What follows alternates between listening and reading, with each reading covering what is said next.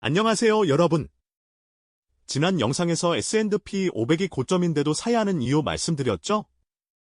정말 많은 분들이 오케이, 사야겠다, 결심하셨더라고요. 그런데 잠깐, 여기서 진짜 중요한 게 빠졌어요.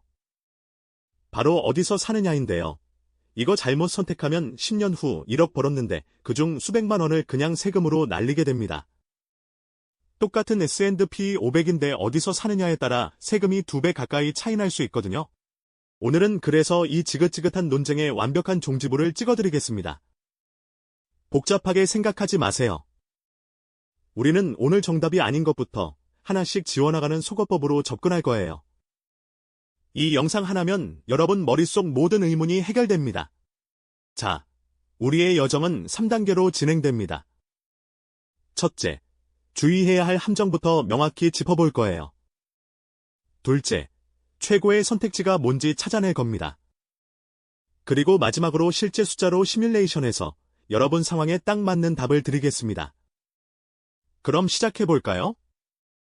먼저 1단계, 많은 분들이 간과하는 함정부터 짚어봅시다.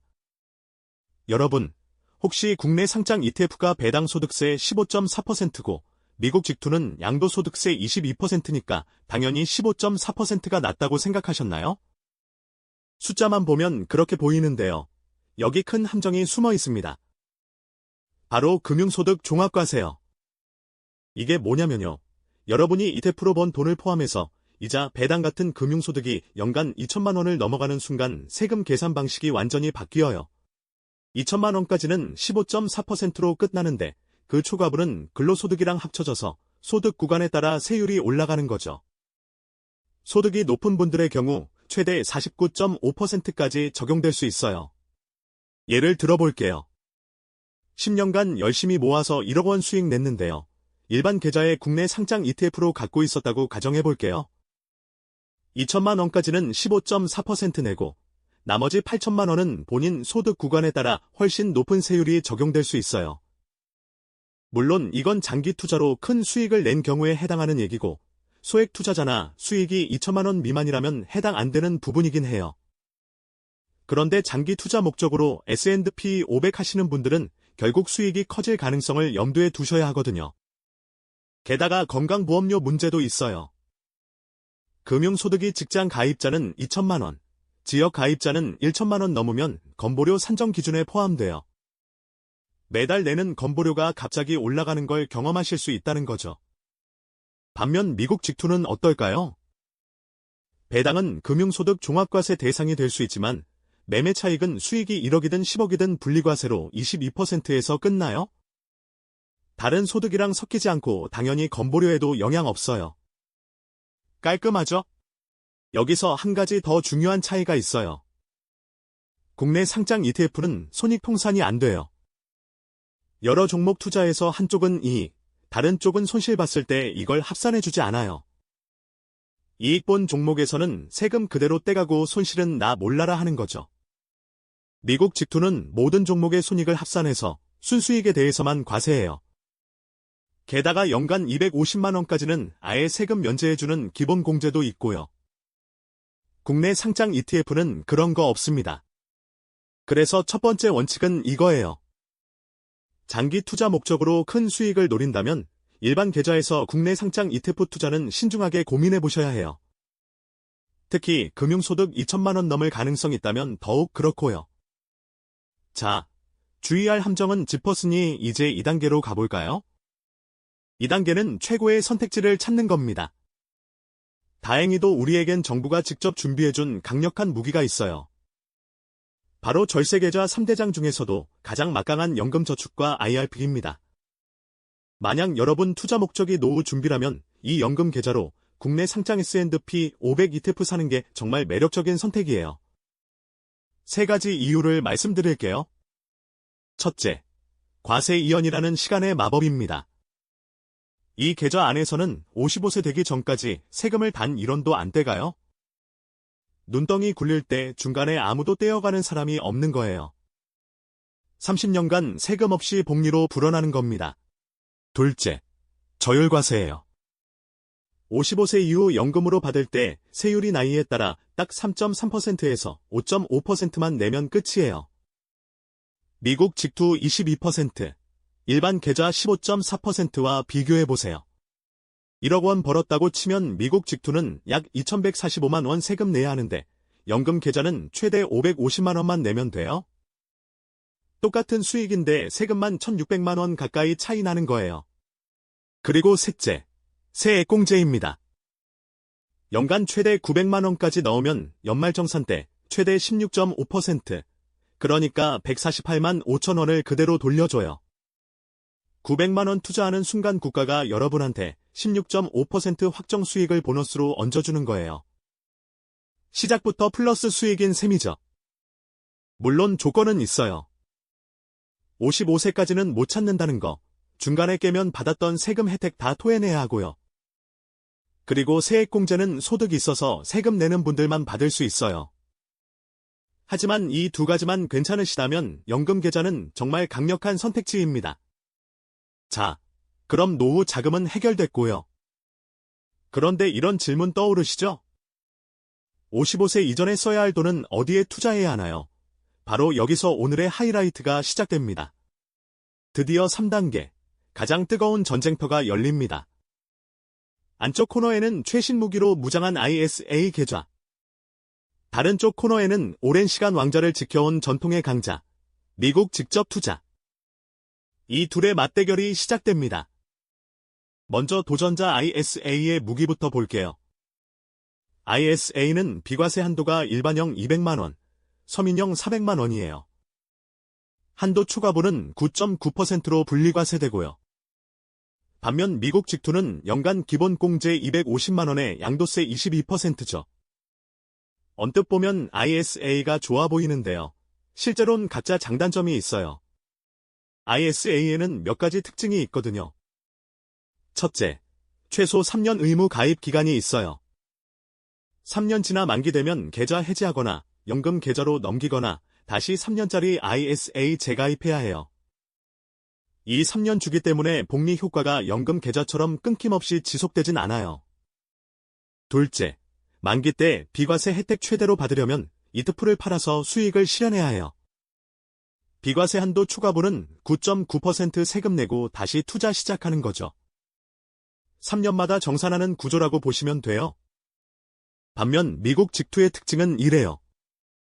첫째, 연간 250만 원 공제는 매년 리필돼요. 절세에 관심 많은 투자자들은 매년 연말마다 딱 250만 원어치 이익만 실현해서 세금 0원으로 만드는 전략을 쓰기도 해요. 그리고 다음날 바로 다시 사는 거죠. 물론 이건 좀 번거롭긴 하지만 이론적으로는 10년 반복하면 2,500만 원 수익을 비과세로 만들 수 있어요. 둘째, 미국 직투는 무기한 과세 이연이 가능해요. 250만 원 초과하는 나머지 수익도 내가 팔기 전까진 세금 1원도 안 내요. 10년이든 20년이든 30년이든 말이죠. 장기 투자자에게는 이게 큰 장점이에요. 상황이 어떤가요?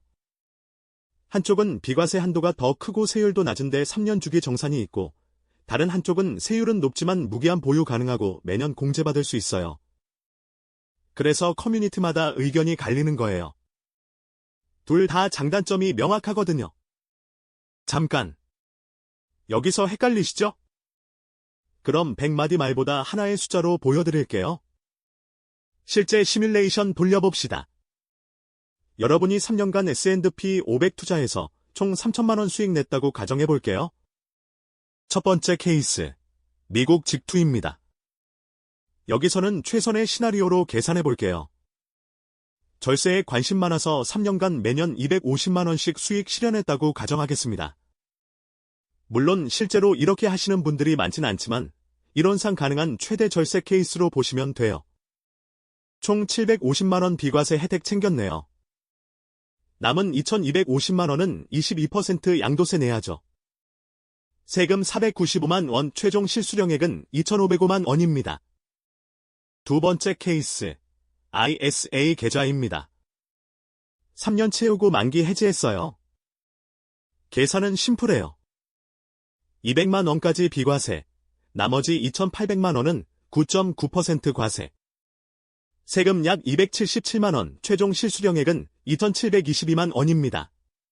결과를 보시면 미국 직투가 최선을 다해 절세했는데도 2,505만 원이고 ISA는 특별히 뭘 하지 않아도 2,722만 원이에요. 약 217만 원 차이가 나네요. 물론 이건 미국 직투 쪽에서 매년 250만 원씩 부지런히 수익 실현했다는 가정이 들어간 거라서 실제로는 이 격차가 더 벌어질 수도 있어요. 수학적으로 보면 22%와 9.9% 세율 격차는 수익이 커질수록 더 크게 벌어질 수밖에 없어요. 심지어 ISA 비과세 한도가 500만 원으로 늘어나면 이 차이는 더 커지고요. 그럼 무조건 ISA가 정답일까요? 꼭 그렇지만은 않아요. 투자는 숫자만으로 결정되는 게 아니거든요. 미국 직투를 선택하는 게 더 합리적인 상황이 세 가지 있어요. 첫째, 연간 투자금이 2천만 원을 훨씬 넘는 고액 투자자예요. ISA는 연 2천만 원, 5년간 최대 1억까지만 넣을 수 있거든요. 매년 5천만 원, 1억씩 투자한다면 ISA 한도 채운 나머지는 갈 곳이 필요해요. 국내 일반 계좌 가면 아까 말한 금융소득 종합과세 리스크가 있으니 이럴 땐 차라리 22%로 깔끔하게 끝나는 미국 직투가 나을 수 있어요. 둘째, 3년 안에 목돈 써야 할 명확한 계획 있는 투자자예요. 2년 뒤 결혼 자금, 집 계약금 같은 걸로 써야 해서 일찍 깬다면 비과세 혜택 못 받아요. 이런 분들은 의무 기간 없이 언제든 자유롭게 돈 넣고 뺄 수 있는 미국 직투의 유연성이 더 중요할 수 있어요. 셋째, 달러 자산 그 자체를 보유하고 싶은 투자자예요. 국내 ETF 팔면 원화 들어오지만 미국 주식 팔면 달러가 그대로 남아요. 달러 가치 상승 대비하거나 자녀 유학 자금으로 달러 필요한 분들, 원화 가치 하락 대비하고 싶은 분들은 환차익까지 고려하면 미국 직투가 더 매력적일 수 있어요. 자, 이제 최종 정리해드릴게요. 여러분을 위한 딱 두 가지 가이드라인만 기억하세요.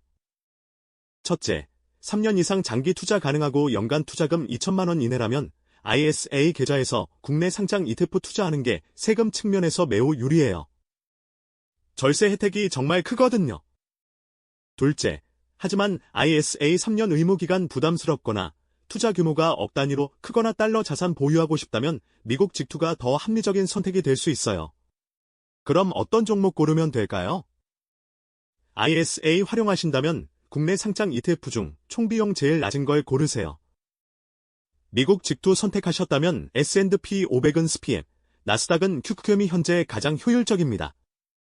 마지막으로 정말 중요한 소식 하나 드릴게요. 현재 정부에서 ISA 혜택 확대하는 세법 개정 논의 중이에요. 통과되면 비과세 한도가 일반형 200만 원에서 500만 원으로, 서민형 400만 원에서 1천만 원으로 늘어날 수 있어요. 납입 한도도 1억에서 2억으로 확대되고요. 이게 현실화되면 ISA의 절세 효과가 지금보다 훨씬 더 커지겠죠. 특히 ISA는 3년 의무 기간이 계좌 개설하는 순간부터 카운트다운 시작되거든요. 혜택 확대 기다리시는 것도 좋지만 계좌는 미리 만들어 두시는 것도 고려해볼 만해요. 오늘 영상으로 S&P 500 투자 고민 조금이나마 정리되셨기를 바랍니다. 더 이상 환전 타이밍이나 복잡한 세금 계산 때문에 스트레스 받지 마세요. 본인 상황에 맞는 선택지를 찾으셨을 거예요. 도움되셨다면 구독과 좋아요 부탁드리고요. 다음 영상에서는 ISA 계좌 개설부터 실전 매수까지 싹 다 보여드릴게요. 그럼 다음에 만나요.